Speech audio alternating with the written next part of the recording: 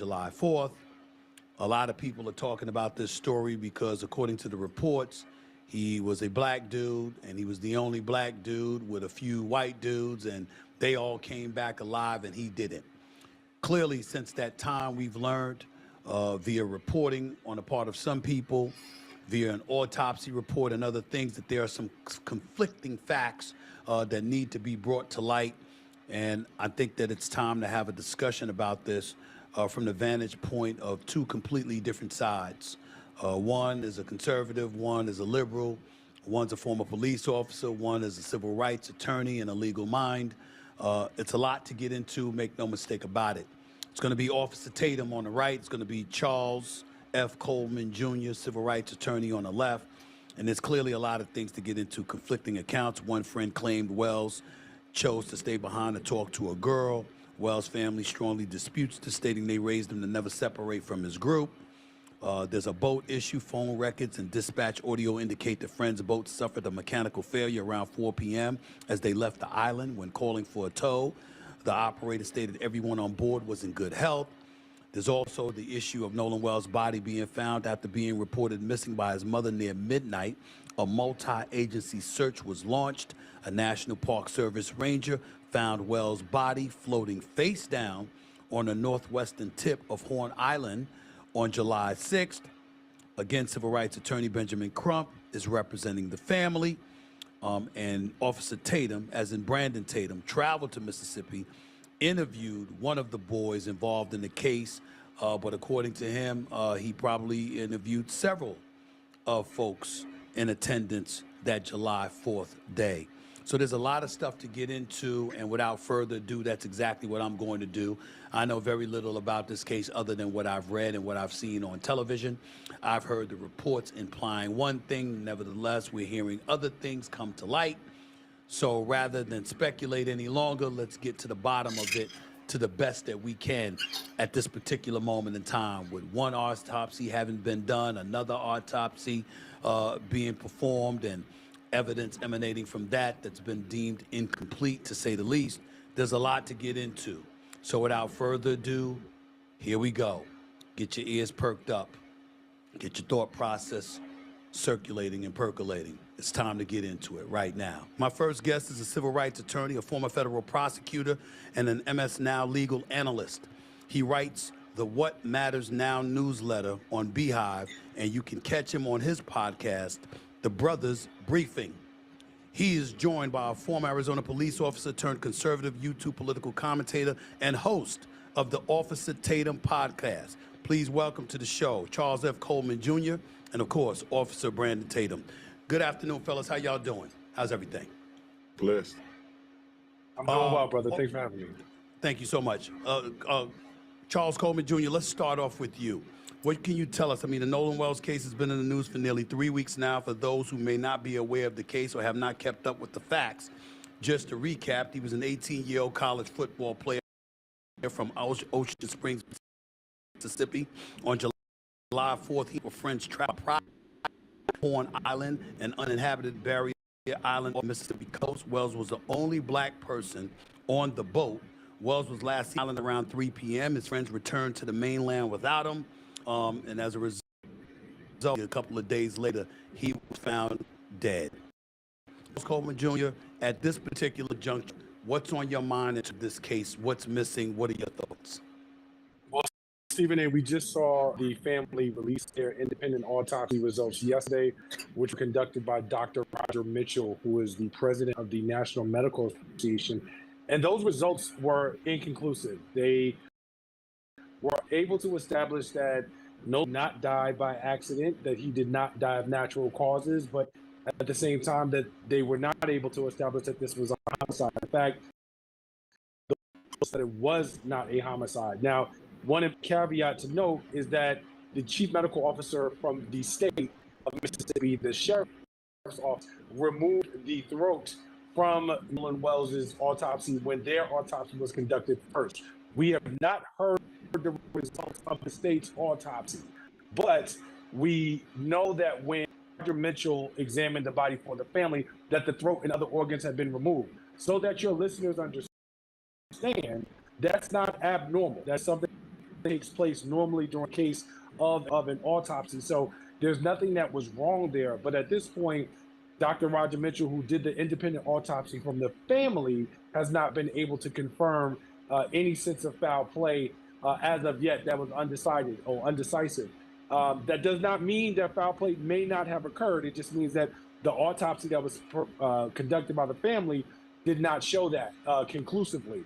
He saw some trauma to, some potential trauma to Nolan Wells' head.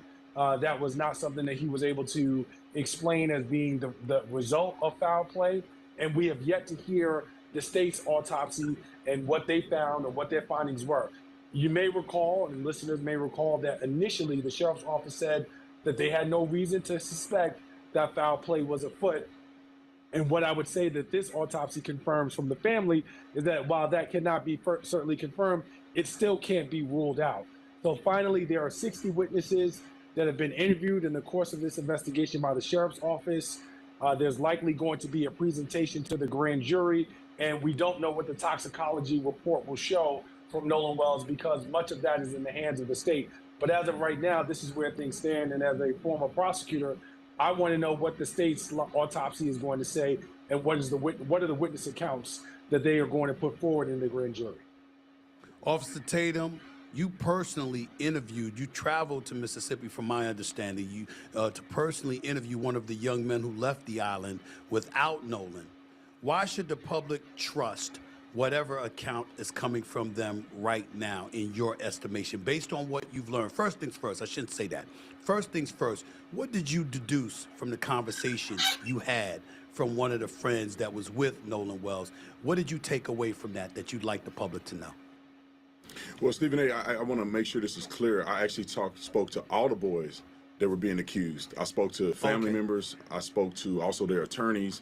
It's just that the one young man had the, I wouldn't say courage, because others had reasons why they didn't want to come on the camera, but he was able to come on the camera, and I interviewed him. And I also interviewed another young man who was black, who was there, who had his own personal accounts of what happened. I'm not asking people to believe or not believe. I just wanted to give people the information. So nobody had heard from the young boys. Nobody had heard their accounts. And a lot of misinformation was put out there, some intentionally, some maybe not intentionally, but it was very detrimental and not conducive for the investigation into Nolan Wells' death. It was punitive. They came out and started with race. It had to be something nefarious because these boys are white for any other reason. So I wanted to go out and hear the full story. And what I deduced from the interview and talking to everybody is that these young boys had nothing to do with what ended up happening to Nolan Wells. And also they were best friends. I mean, these kids had so many pictures, so many text messages of them being closer to Nolan than any other friend group. And also one thing that shocked me was that this was an island, not secluded, not an island with 5 or 6 people on it. It was an island where there was thousands of people there, hundreds of boats, and also a lot of people could verify the statements that was made from some of these young men. So I really wish that we could have started at a point to say, what happened to Nolan Wells? Let's work together as a community. Let's talk to these young men, talk to other people, and let's find out what happened to Nolan instead of jumping the race. Officer Tatum, how do you know that it was misinformation that was put out there? How did you come to the conclusion that something was misinformation? Explain that. Is it just according to their... Now look at this.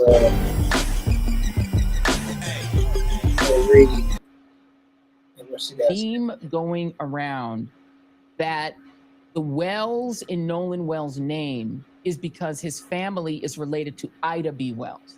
There's been a big push. I put it on my social, big ups to Mark Thompson, who is in touch with Ida B. Wells when she was like 6 years old. So she had out of the box and so offensive. This is a grieving mother. He went on, of course, the podcast of our least favorite one of our sports. I want them to turn that place into a parking lot. How far is the water coming up, sir? Can you give me a description? Ankles? Hello? Hey. Yes, how far is the water coming up, sir? It's coming up. We're just thinking. I don't know. Like we're going down there. All right, well, let's get you going. Membership number or phone number listed on the account, sir. I don't know the phone number. It's either. I think it's. Try that. All right. I know we have a membership like guaranteed. I don't All have right, the tag on unless you here. have a They got membership ripped off. number or anything, it's okay. I'll get you over to the captain. What's the best phone number to reach you at? Reach me at 2. All right, and is everybody on board in good health otherwise? Yeah, everybody's How on many? board. All right, do you need the United States Coast Guard? What? Do you need the United States Coast Guard? No, we do not need that. Okay, Frank, I want to go to you first because there's been a lot of speculation about that clip. There's been a lot of conspiracy theorizing about that clip and what people feel they hear in that clip. Do you hear anything unusual in that clip that would spur you as an FBI investigator to look further? So first, if you're in distress, in real distress, I do question whether your first call would be to the towing company or not. But I'll give them that because they might just be in a minor mechanical failure with the bilge pump. Oh, okay. The question that we're sinking, and then the question comes, how far up is the water? And he thinks for a minute and he kind of dismisses that question and just says, I don't know, we're just sinking.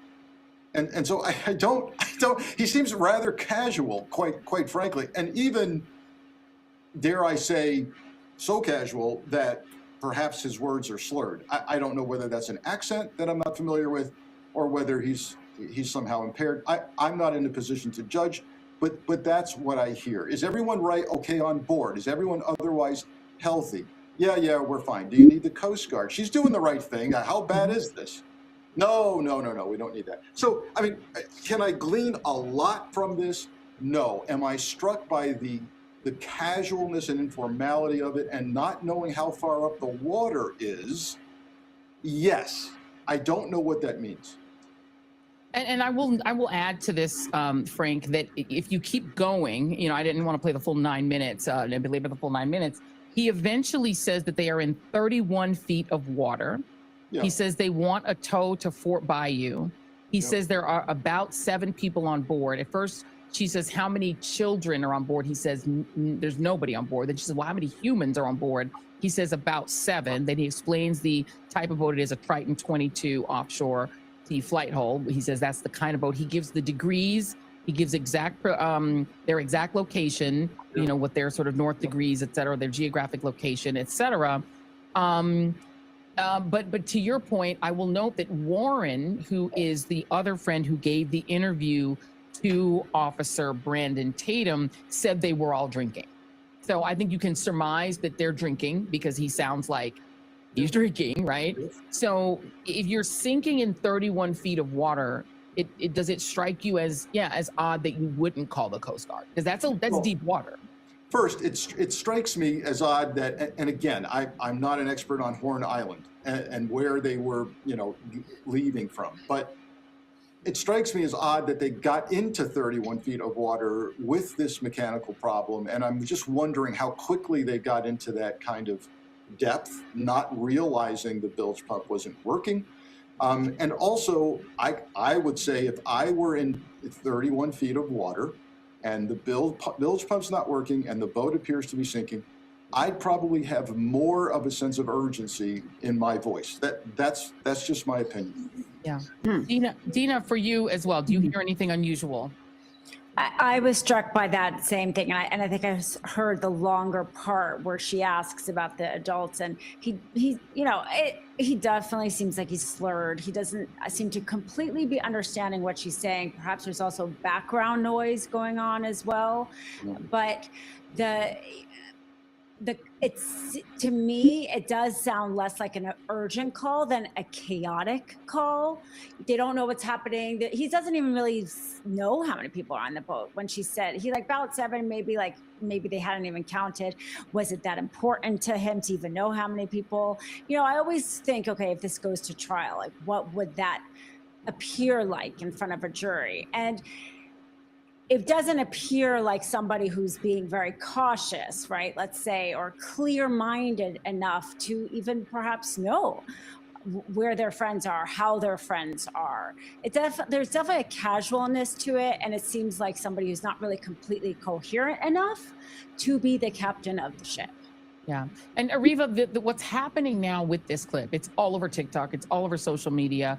People are stripping the audio, as we did, and big ups to John Baum, who's our amazing sound guy who we use on documentaries and stuff. He's a brilliant sound guy. But lots of people who are audio experts are stripping that video as well, Ariva, and saying they think they hear people on that boat saying that Nolan is on the boat. I don't know if you can hear that. We've played it for most of our team. Some people hear it, some people don't. It's become a matter of controversy online. I don't know if you hear it, or do you hear anything that, in your view, indicates that there's a possibility that Nolan is on that boat? Nothing, Joy. I've listened to it over and over again. In fact, I've had people send me versions of this clip that go so far as to say, Nolan is dead. We killed him. I mean, people have started just adding all kinds of things to this tape that are not audible. And I've been sending the clip that your team sent me saying, this is the news clip that's going out, people. So these clips that call Nolan's name or make reference to him are not what this local station released. So we now know the tape is being doctored with.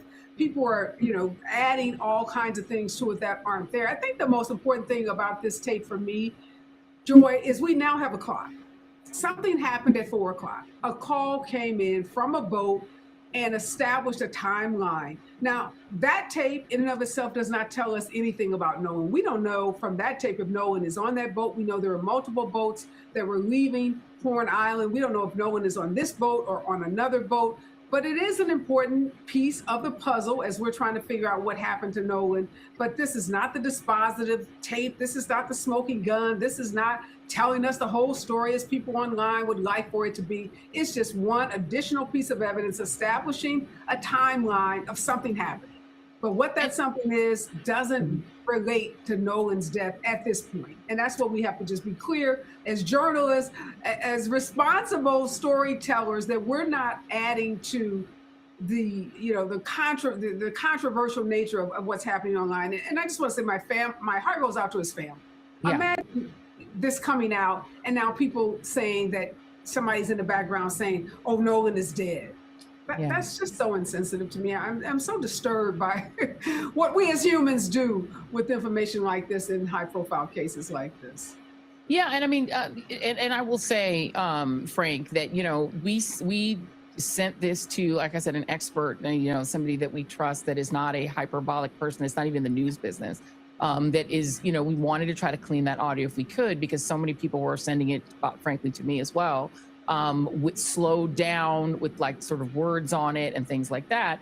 And, I wonder from your point of view as an investigator, is there technology that exists beyond what we had with our audio professional that can make background noise like what you hear, the frantic, you can hear there's frantic stuff going on behind the caller. Like, that's very clear. Somebody behind the caller is yelling. I hear an F-bomb, I think, going off at some point. You hear a lot of yelling. But they could also just be panicking because there's water coming in the boat, right? That would scare the heck out of me as well. But is there technology that maybe the FBI has that could clean that audio and tell us exactly what the people in the back are saying? So yes, though I caution folks not to think that there is this kind of Hollywood motion picture, a magic audio enhancement. It's less than you probably think, but more than many police departments and sheriff's departments would have access to. So, and a lot of this has to do with the state of the art, the decision to expend resources, and particularly the super sensitive resources that sometimes come from the national security classified side of the FBI. Not all the FBI's tools are utilized all the time. It depends on the severity of the case and whether or not they're willing to expose classified techniques and methods out of the FBI's sound engineering unit. But the short answer to the question is yes. greater than what we're seeing floating around the internet and social media now. And I too have heard multiple versions of this. I'll be honest with you, I can't, much like Ariva, I can't make a lot of sense out of these so-called strip downs and enhancements.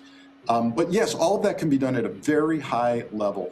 And I don't know, here's the thing, I think what's causing a lot of this discussion and controversy is the lack of transparency. Yeah. And the question of how much the FBI is truly involved. Last time we met on your show, Joy, we talked about that issue and why isn't the FBI taking the lead in something that seemingly happened on federal property, which is Horn Island. Why is that? Why is it left to the sheriff's office? And I would love to see the FBI come out and say, we've got this, and they're not saying that. They could even come out and say, we know there's a lot of garbage going around right now, and we want you to know we're on the sound enhancements, we're on this or that, we're doing the following things.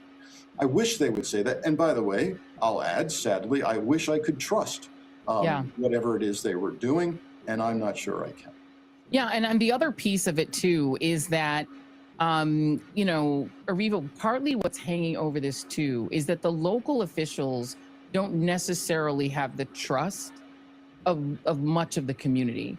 There was the case of a man named Deltravion Trey Reed, who was found hanging at Delta State University. The autopsy, the state sort of commission, the state facilities that did the autopsy there ruled that a suicide. There have been multiple of these cases that have been ruled suicides in Mississippi, so people don't have a lot of trust. So I think to Frank's point, I think this is one of those cases where people would like to look to the Fed as a more trustworthy actor than their local or state officials. And there's a feeling that none of the three are trustworthy. Yeah, unfortunately, post-November 2024, I don't know if it's the feds either that would be trusted by our community or by the community with large. I just think there's so much distrust, particularly with the local officials in Mississippi, and they have earned that distrust. There is legitimate reasons why that family should not trust those local officials, but I'm not so certain that we live in a moment in time where we can trust the federal law enforcement agencies either. But I do agree with Frank. I think to the extent folks would feel somewhat better about this process, it would definitely be if we could hear from the FBI, and if some of those tools that Frank just identified could be used to enhance the audio on this tape, if that's possible, to let us know and to put to rest, finally, if there is anything, because all of our ears, I think we're all saying the same thing, we don't hear some of these enhancements that are going around on the internet. So we're just living in this period where it's very difficult to trust those that should be the most trustworthy. And this case is just exemplifies how much distrust exists in our institutions in this country, including our federal institutions, which used to be the safeguards, right? They were the safety rails for a state like Mississippi, and now we're saying we're not even so sure we can trust them. Absolutely. Let me play one more piece of sound. Now, this one you can hear. And what's on this one, I think, is raising, Dina, some additional questions. So this is later in the call. This is toward the back of the call, when the caller, who's very calm, talking to this frantic teenager, she then puts him on the phone with the person from CTOW, whose job it is to directly interact with the boat. So Jason, this is C3. Take a listen. This is Captain Seth. Hi, Captain Seth. This is Vicky from International. How you doing today? Doing good. How are you? Good, good. I apologize ahead of time. I really do. You're going to have a fee for service come up under... Okay. It sounds like a bunch of kids on board on Horn Island.